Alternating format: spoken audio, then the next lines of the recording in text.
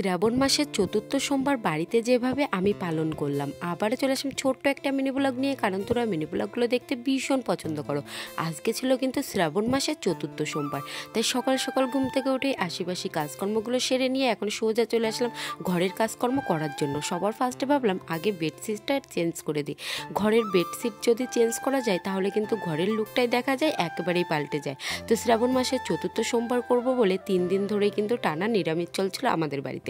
তো এদিকে আমার বিছানার চাদর চেঞ্জ করা হয়ে গেছে, অন্য পাশে সোজা চলে আসলাম ঠাকুর ঘরের এই যে ধূপকাঠির প্যাকেট, তারপরে যে জিনিসপত্রগুলো ছিল, তো সমস্ত কিছু বেশ ভালো করে আমি একটা পেপারের মধ্যে কিন্তু নিয়ে নিচ্ছি। এর জন্য আমি নাইটিটাও কিন্তু চেঞ্জ করে নিয়েছি। তো যাই হোক, এই পাশটা আমি বেশ ভালো করে পরিষ্কার করে কিন্তু গুছিয়ে নিলাম। আর ঠাকুরের সিংহাসনের নিচে মানে এই লক্ষ্মীনারায়ণ পুজোর জন্য কিছু টাকা জমা করা হয়, আর অনেক দিনই হচ্ছে যে টাকাগুলো জমা করা হচ্ছে না, তাই সেই সমস্ত কিছুই ঠিকঠাক করে আমি এই তো গুছিয়ে রেখে দিলাম। আর এই পাশটা থেকে এই পাশে সমস্ত জিনিসপত্রগুলো আমি গুছিয়ে নিলাম।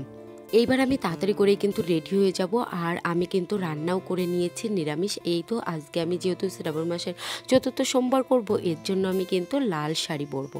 তো যাই হোক, এখানে আমি লাল শাড়িটা বের করে নিয়েছি। কেন জানি না, এই শাড়িটা আমার মা কিন্তু ভীষণ পছন্দ করে। আমি যখনই বাপের বাড়িতে যাব তখনই আমার মা সবসময় বলে যে তুই কেন লাল শাড়ি আনিসনি, মানে ওনার কাছে লাল শাড়ি পরলে নাকি আমাকে বেশ ভালো লাগে।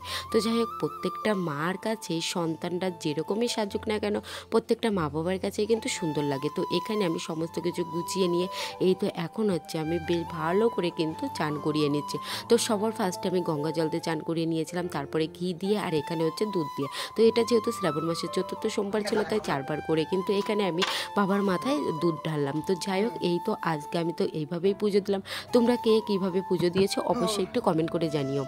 হিন্দু পরিবারে জন্ম নিয়েছি আর ভগবানকে মানবো না, তার প্রতি বিশ্বাস আশ্বাস রেখে পুজো অর্চনা করবো না, এটা তো হতেই পারে না। ছোটোবেলা থেকেই কিন্তু আমি পুজো দিতে ভীষণ পছন্দ করি, নিজের মনের মতো গুছিয়ে। তো আমি যতটুকু পারলাম নিজের মনের মতো করে কিন্তু আজকে আমি পুজোটা সেরে নিলাম। আর আজকে শুধু আমি উপোস নয়, আমার সঙ্গে সঙ্গে কিন্তু আমার হাজব্যান্ডও কিন্তু উপোস রয়েছে। ও দোকান থেকে এসে বাড়িতে কিন্তু মালসা করবে, আর আমি ততক্ষণে পুজো দিয়ে একেবারে কিন্তু রেডি করে রাখবো ওর সমস্ত কিছু। তোমরা কিভাবে পালন করলে শ্রাবণ মাসের চতুর্থ সোমবার অবশ্যই কমেন্ট করে জানিও। কারা কটা সোমবার পালন করলে জানাতে ভুলো না।